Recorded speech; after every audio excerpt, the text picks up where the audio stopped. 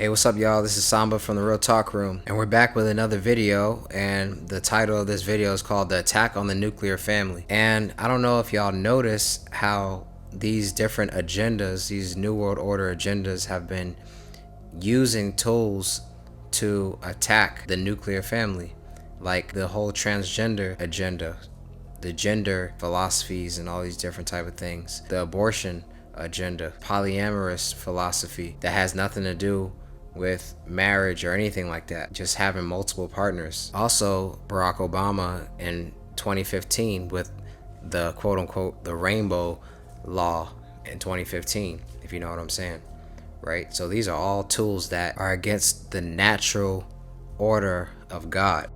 So let's start off with this. So the Hebrew word for family means lineage. So clearly, if the enemy, who is Satan, is against God, his first move would have to be to pervert and destroy the image of God, which is humanity, and the family structure between a man and a wife, or husband and a wife.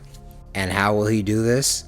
By the ignorance of humanity, not understanding the laws of God and the principles of God and why God created the things he created and for what purpose. Now, Mark chapter 10, verse 6 through 9 says, "But from the beginning of the creation of God, God made them male and female. For this cause shall a man leave his father and his mother and cleave to his wife, and they twain shall be one flesh. So then they are no more twain, but one flesh. What therefore God hath joined together, let no man put asunder." They were two individuals, but now they become one flesh. So this is what the enemy is against: a man and a woman, a husband and a wife becoming one flesh in marriage. So in order for them to change the idea of marriage, you would have to focus on what is a man and what is a woman. You would have to. It would have to be the focal point. And if I'm the enemy, you would have to change the mindset on what a woman is and what a man is biologically. And the objective would have to be lawlessness. Remember, the elite are trying to create an environment for the Antichrist to take his seat on the world stage. And the Bible already told you that the spirit of Antichrist, which is the spirit of lawlessness, is already at play in the world. Even in biblical times, it's been here already. But we know that the spiritual has to take place first before the natural. What's interesting to me is how Daniel 11:37 says, "Neither shall he regard the God of his fathers," but look at this, it says, "nor the desire of women." So I always thought that was interesting, how it said he won't desire women. So he can very well be, the Rainbow Club, or also a transgender, and a lot of people believe that he'll be transhuman. So it would make sense why they're pushing it so hard, because it's creating an environment for people to already come into these ideologies to accept the Antichrist before it's time for him to reveal himself to the world. So even when we take the etymology approach to marriage, they're trying to change the idea of even the word itself, because marriage literally means a state of condition of being husband and wife, matrimony, wedlock, given into marriage. So we know that you can't even use the term marriage if it's not between a husband and a wife, which means a female with two X chromosomes and a male with an X and a Y chromosome, which makes you a male or a female. So the question is, why are they trying to trip us up by trying to entice us with lies? Why now, within the past 15 years, I would say, that they're trying to tell us, no, everything that you have known since the beginning of time is a lie. And what people have forgotten is that the American Psychiatric Association literally has a book for a list of mental disorders.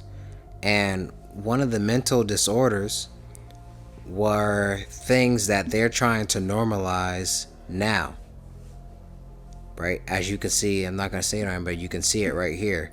These were sexual deviations. This was abnormalities that were listed as mental disorders. So in 2024, basically, they're trying to get the world to take on a mental disorder, a spirit, because they didn't look at these things how we look at them now in ancient times. They knew that these were spirits that were influencing these people to think this type of way.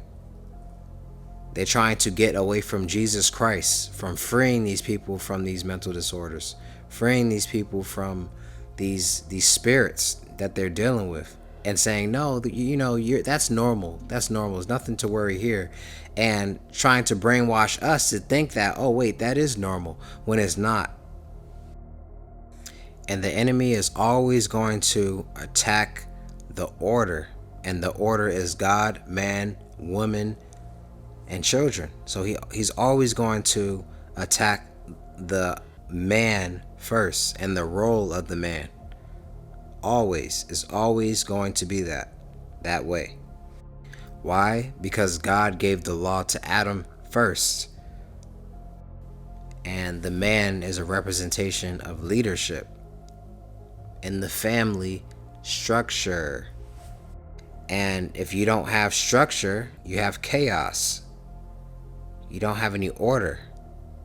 If you don't, and the man, since he's the leader, if you don't have the leader and the leader's mindset is all messed up, then that's going to trickle down to the woman and the children. And this is the attack. This is what they want. And this is the main reason why you have to read your Bible and know the order of God, so you won't be confused about these things.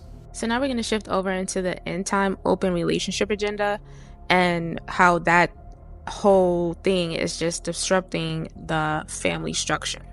And I'm the type of person that I pay attention to the media on certain things. And if I see a headline, I'm just like, why is this even in the media? And so I've noticed that there has been a big shift in people accepting the idea of being in an open relationship openly, even in the movies or the TV shows that are being played, and on certain talk shows. To spend the rest of my life with. I think that's amazing, and a lot of people think that that's novel, and y'all church people are gonna have a heart attack. Monique is from Baltimore with me, so I believed in open marriage. I just forgot to tell my ex-wife about it. Wow. This just blows my mind, because he's a pastor and he's sitting here saying that he's okay with an open marriage and joking about it. People are not taking the church serious at this point because of pastors who are showing their behinds. They are just looking to have a certain image for entertainment, money, all these different things. Where is the fruit? God said you will know them by their fruit. So we have people that are in these positions, but it doesn't really mean anything because they're not showing any fruit. They're not bearing any good fruit.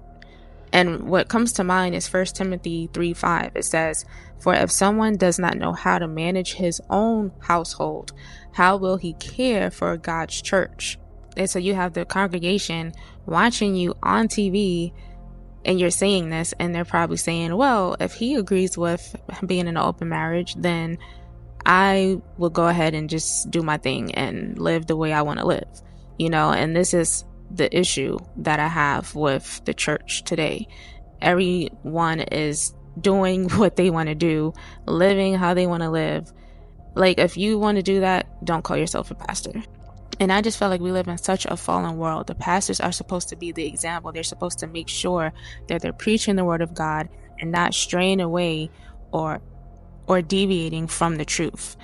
And when other people who are not Christian, they see pastors talking in this way, why would they ever want to become a Christian? It's been a journey for you, Miss Willow. How did you make this decision?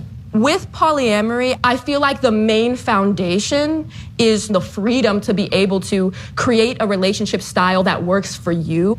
and not just stepping into monogamy because that's what everyone around you says is the right thing to do. Right. How did you feel when I told you that I was polyamorous? When you were like, hey, this is my get down, I was like, I totally get it. Wanting to set up your life in a way that you can have what it is that you want. I think anything goes as long as the intentions are clear. You know what I mean? To everyone. Yeah. Most people are practicing monogamy because they feel like they have no other choice. Right. We all know that most people out here doing unethical non-monogamy any way.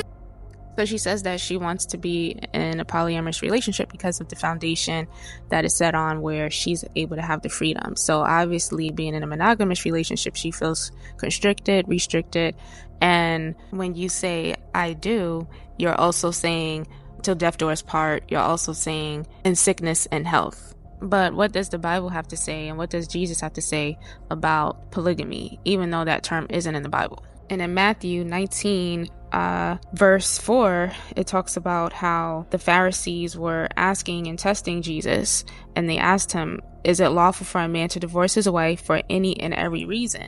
And Jesus told them, he said, for this reason, well, he said that at the beginning the Creator made them male and female. He said, for this reason, a man shall leave his father and mother and be united to his wife, and the two will become one flesh. So he said 2. He didn't say 3. He didn't say 4. He didn't say 5. He said the 2 will become one flesh. And I do agree with the grandmother in that conversation because she mentioned how there has to be social order. There's comfort in that it provides to almost like a social order. Yes. To life and setting boundaries and commitments. I guess I'm not really clear on what it offers you. Could you imagine being in a group and loving everyone equally? No. Whether it be platonic or not? Wow. Well, then I don't know what to say. And that's who God is. He's a God of order. If you read in chapter 1 Corinthians 11:3, there's order when he talks about the hierarchy of a family. He says, but I want you to understand that the head of every man is Christ, the head of a wife is her husband, and the head of Christ is God. So there's a hierarchy. There's God, the husband, and then the wife. There's nowhere in there where it talks about God, the husband, and multiple wives. Or there's nowhere where God permits a man to have multiple wives. But he does talk about not having multiple wives in Deuteronomy 17:17. It says, neither shall he multiply wives for himself, lest his heart turn away. So this was the principles that God was giving to the kings. And when Solomon became king, he took on many wives. So he disregarded that principle. And because of that, he turned away from God. And he turned away from God because he started worshiping the gods that the women that he was with were worshiping. God already gave him this principle, but he didn't listen and he fell into sin. And this is why people have to start thinking when they start pushing things like polygamy and all these different things, how is this going to affect the family structure is the questions you have to ask, because Satan, he understands the order. And when Jesus fasted and then he went into the spirit sent him into the wilderness, Satan tempted him or tried to tempt him. And he asked Jesus, he said, if you are the Son of God, I command you to turn these stones to bread. So notice that Satan said, if you're the Son of God, command. He said command. If you're a general or if you're in the army and you're the chief commander, you have give a command and everyone has to follow that command. So that means that there's a ranking that you have or a certain status that you have. And Satan knows that Jesus has a certain status, which is he's above all. So he also told him, fall down and worship me. So he wanted to remove Jesus from that ranking, to fall down, and he will give him all the things, all the kingdoms of the world, if you fall down and worship me. So this is what he is after. He is attacking the family structure. He's attacking the husbands, the wives, and the children, to make them think the husbands and the wives, oh, we're not, maybe we need to add more people into our marriage. Or if you're not married, oh, I don't think that I should get married. I should just sleep around, have multiple partners and be in this polygamous or polyamorous relationship. So we have to be vigilant and see how the enemy is trying to attack the family structure and make sure that we do our part to uphold it. So thank you guys for watching. Please like and subscribe and let us know what you guys think about this topic in the comments if you agree or disagree. Thank you guys for watching, and we'll see you in the next video. Peace.